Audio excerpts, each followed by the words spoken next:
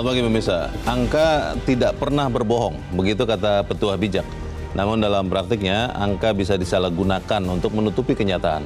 Angka bisa dimanipulasi untuk mendukung narasi tertentu, dan itu sering terjadi saat kita berbicara tentang kemiskinan. Data kemiskinan menjadi contoh nyata saat Badan Pusat Statistik menyebut angka kemiskinan di Indonesia sekitar 24 juta orang atau 8,5%. Bank Dunia menyebut angkanya melonjak jauh menyentuh 194 juta orang atau 68% dari penduduk. Perbedaan yang terlalu jauh untuk dianggap sebagai sekedar selisih metodologi.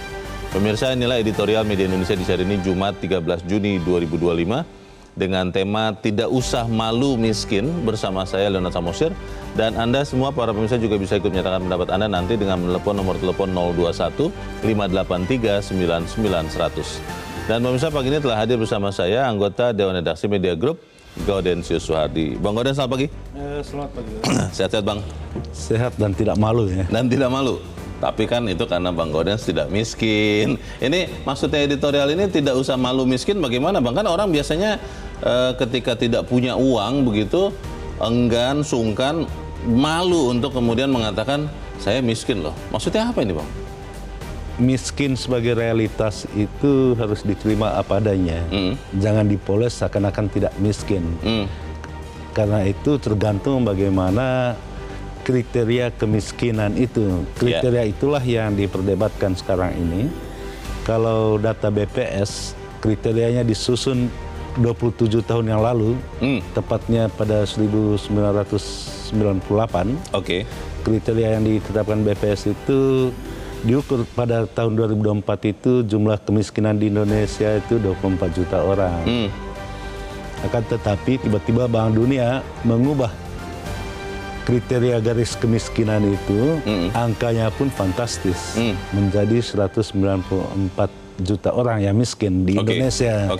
Pertanyaannya, kita mau terima angka 194 juta orang miskin atau yang hanya 24 juta orang miskin?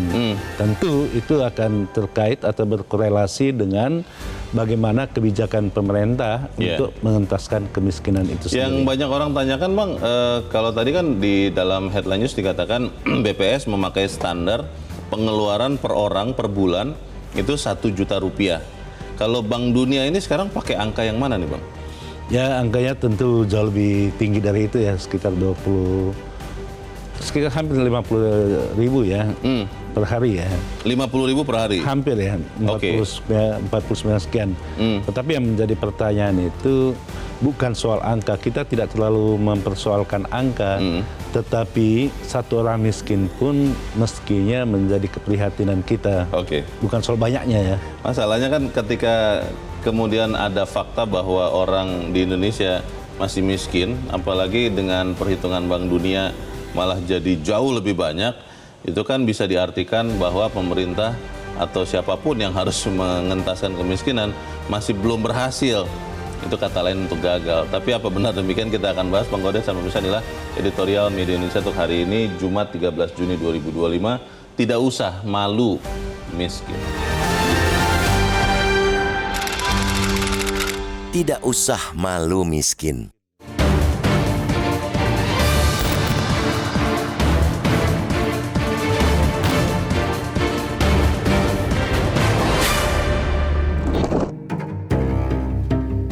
Ada petuah bijak, yakni angka tidak pernah berbohong.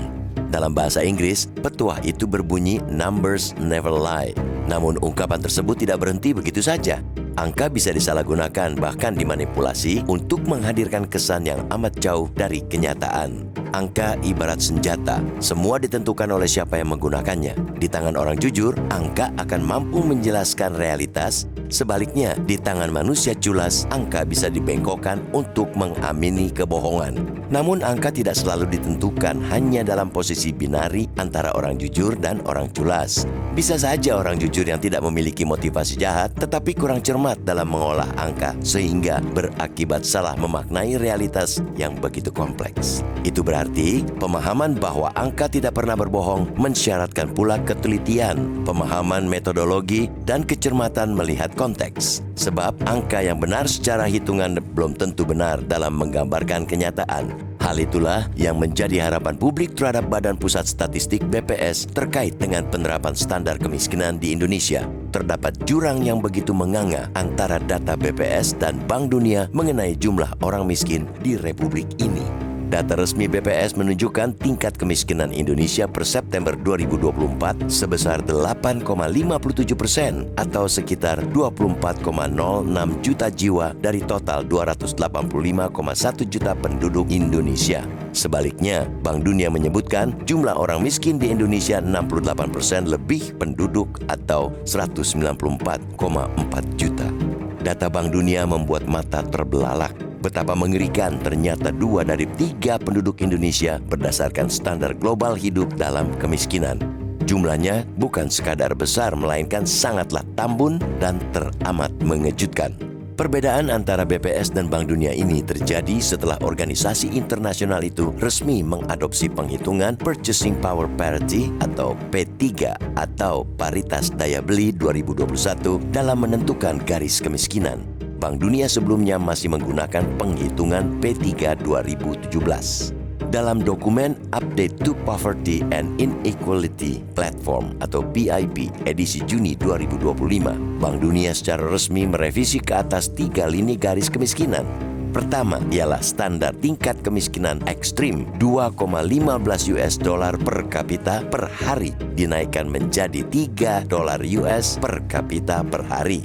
Kedua, revisi tingkat kemiskinan Lower Middle Income Country atau LMIC standar awal Bank Dunia $3,65 per kapita per hari diubah ke angka $4,20 per kapita per hari. Terakhir, perubahan garis kemiskinan untuk negara berpendapatan menengah atas atau Upper Middle Income Country UMIC dari $6,85 menjadi $8,30 per kapita per hari. Indonesia sebagai negara berpendapatan menengah atas masuk kategori terakhir. Penerapan P3 2021 jelas berimplikasi pada revisi garis kemiskinan global. Oleh karena itu, kita mendorong agar pemerintah dan BPS tidak takut untuk menaikkan standar atau ukuran kemiskinan agar mendekati standar Bank Dunia. Tujuannya agar penanganan dan program-program mengentaskan masyarakat dari kemiskinan bisa lebih tepat sasaran dan terarah. Meningkatkan ambang batas kemiskinan bukan berarti mengakui kegagalan, melainkan sebuah lompatan besar dalam melihat realitas secara lebih jujur dan adil. Pada akhirnya menjadi orang jujur terhadap angka dan cermat dalam melihat konteks memang membutuhkan keberanian. Tidak usah malu mengaku miskin, asalkan kemudian ada sederet kebijakan tepat yang diambil dari data yang akurat. Dengan begitu, ikhtiar untuk menghilangkan kemiskinan setelah hampir 80 tahun kemerdekaan bukan sekadar kenyataan di atas kertas, tapi fakta di lapangan secara jelas dan tuntas.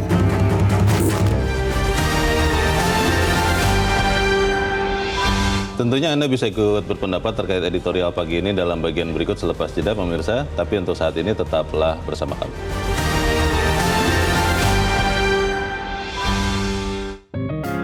Media Indonesia mengajak Anda untuk mengakses fitur premium e-paper.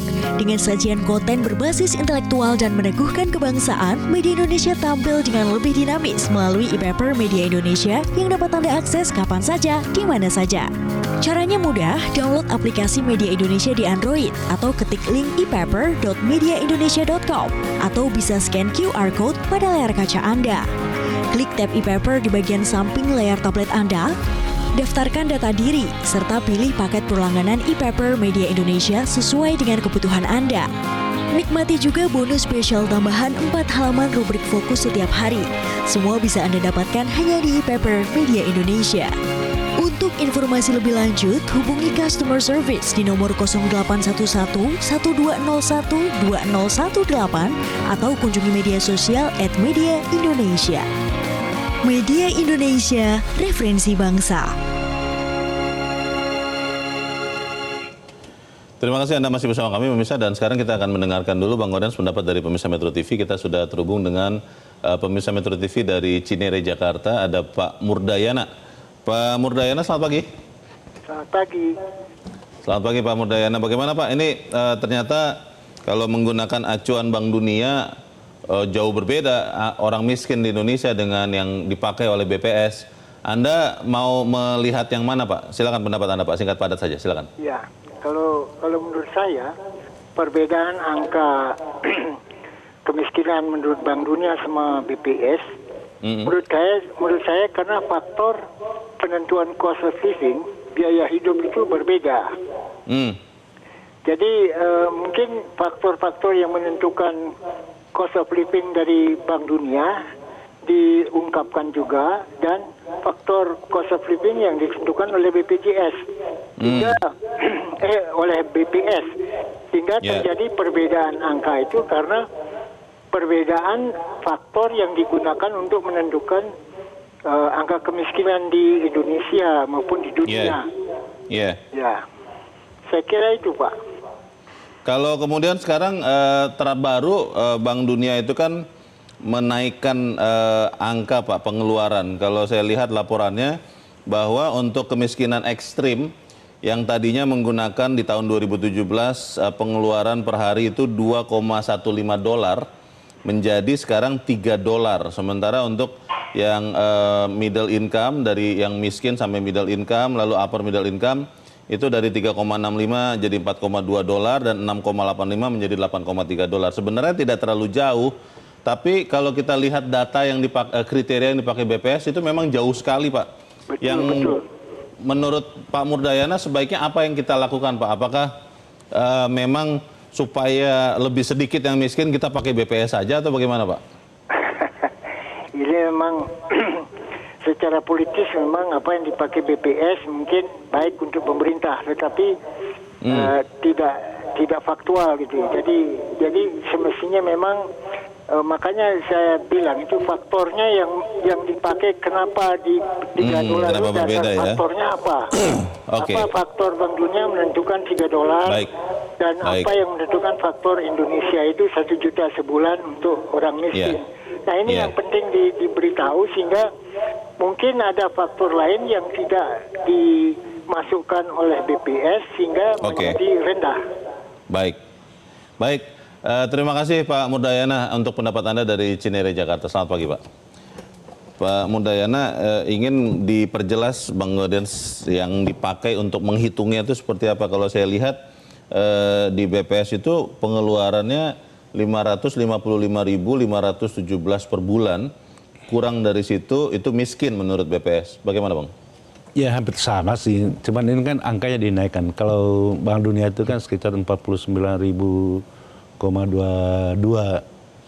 per hari ya. Rupiah per hari ya? Rupiah per hari. Karena itu tadi pakai dolar dulu dirupiahkan ya, begitu kalau ya? dikonversikan ya. Tergantung kursnya. Nah, sebetulnya bukan pada kriterianya. Faktual memang banyak yang miskin. Hanya saja kan orang malu untuk mengaku miskin. Kalau kita ingat pada saat pemerintah mendata orang miskin, jumlah orang miskin itu sangat sedikit. Tetapi ketika digelontorkan bantuan, rame-rame orang mengaku miskin. Gitu. Nah, yang mengaku miskin ini memang miskin betulan atau memang hanya pura-pura miskin supaya dapat uangnya itu loh, Bang? Memang miskin betulan. Memang betulan miskin? Betulan miskin gitu. Tapi kan tidak mau disebut miskin.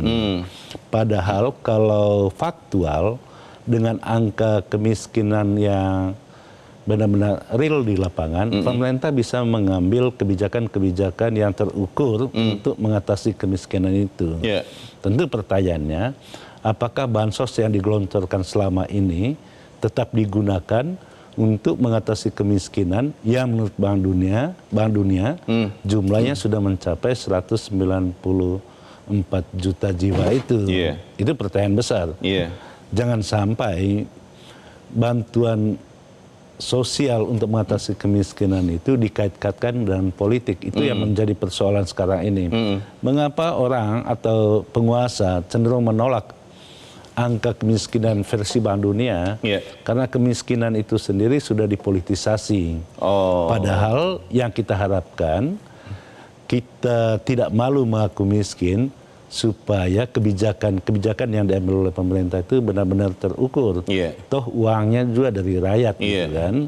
Persoalan memang ketika angka yang mencapai 194 juta orang, tentu dana yang dibutuhkan untuk itu sangat-sangat besar. Iya. Untuk makan bergizi gratis saja sudah angkanya besar. Di atas 100 apalagi kalau ditambah dengan mengatasi kemiskinan yang jumlahnya berlipat-lipat gitu. Selalu dikatakan Bang, yang penting adalah kailnya, yang penting adalah pekerjaan, bukan bansos atau yang lain-lain yang bersifat seperti ikan.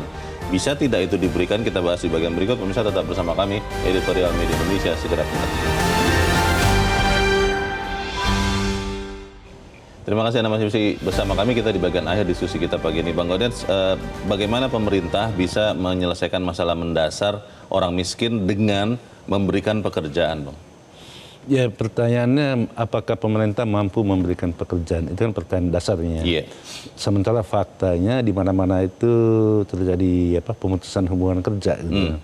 Dan hasil penelitian Bank Indonesia juga menyebutkan bahwa sebagian besar pendapatan itu dipakai untuk membayar utang gitu. Sekarang ini ya? Sekarang ini gitu. Itu artinya ada problem yang mendasar yang harus diselesaikan oleh pemerintah. Nah, pertanyaannya apakah pemerintah mau misalnya menggunakan metode yang dipakai pada zaman Orde Baru dengan padat karya. Sekarang ini kan padat modal high tech gitu kan. Iya. Nah, kalau padat karya itu berarti banyak orang yang dipekerjakan. Dengan demikian tentu diharapkan mendapat upah yang layak itu. Nah, pilihan-pilihan ini menjadi penting kalau pemerintah mau mengakui ukuran kemiskinan, garis kemiskinan yang ditetapkan oleh Bank Dunia. Kalau Indonesia tetap kukuh pada kriteria BPS, tentu tidak ada perubahan yang mendasar ke depan gitu. Kita berharap seperti yang dianjurkan di dalam editorial, janganlah malu untuk mengaku miskin. Yang terpenting itu ada kemauan baik pemerintah dengan kebijakan-kebijakan yang terukur untuk mengatasi kemiskinan. Dan yang paling penting itu, ini sangat penting, jangan sampai mengatasi kemiskinan itu dikait-kaitkan dengan politik gitu. Pada akhirnya politik elektoral itu yang diuntungkan dengan pengucuran bantuan-bantuan sosial untuk mengatasi kemiskinan. Masalahnya Bang, kalau mengakui kemiskinan itu kan secara politis, secara elektoral sangat tidak menguntungkan. Bagaimana bisa kita meyakinkan pemerintah bahwa yang penting adalah rakyat yang selamat, bukan elektoralnya. Bagaimana tuh Bang? Ya, kalau kita menelah dari sejumlah pernyataan Presiden Prabowo, Presiden itu konsen sekali terhadap terhadap keselamatan rakyatnya. Tentu keselamatan di sini termasuk keselamatan dari kelaparan. Itu dengan demikian sejumlah kebijakan yang sudah diambil oleh Presiden Prabowo memperlihatkan komitmen untuk mengatasi kemiskinan, tetapi dibutuhkan effort yang lebih tinggi lagi dengan kebijakan-kebijakan baru yang lebih inovatif untuk mengatasi kemiskinan. Dan kemudian kita tidak usah malu mengakui bahwa miskin, supaya kita bisa menemukan cara melepaskan diri dari kemiskinan, begitu. Atau ya, jangan terlalu berani untuk pura-pura kaya gitu. Jangan terlalu berani untuk pura-pura kaya. Pura-pura kaya saja sudah salah Bang, apalagi kemudian terlalu berani. Baik, kita harap apa yang kita bicarakan di sini menyumbangkan juga bagi perbaikan. Bang Gaudens, terima kasih sudah hadir di tempat ini. Selamat pagi Bang. Pagi loh. Pemirsa, tidak usah malu mengaku miskin. Yang penting adalah jujur melihat kondisi dan berani mengambil kebijakan berdasarkan data yang sesungguhnya. Karena kemiskinan yang disembunyikan hanya akan menyulitkan upaya pengentasannya. Sudah saatnya kita berani meninggikan standar, bukan untuk menakut-nakuti, tetapi untuk memetakan masalah dengan baik. Saya Leon Samudji berterima kasih Anda sudah menyimak editorial Media Indonesia pagi ini. Terus jaga kesehatan Anda, terus jaga nurani Anda. Selamat pagi, sampai jumpa.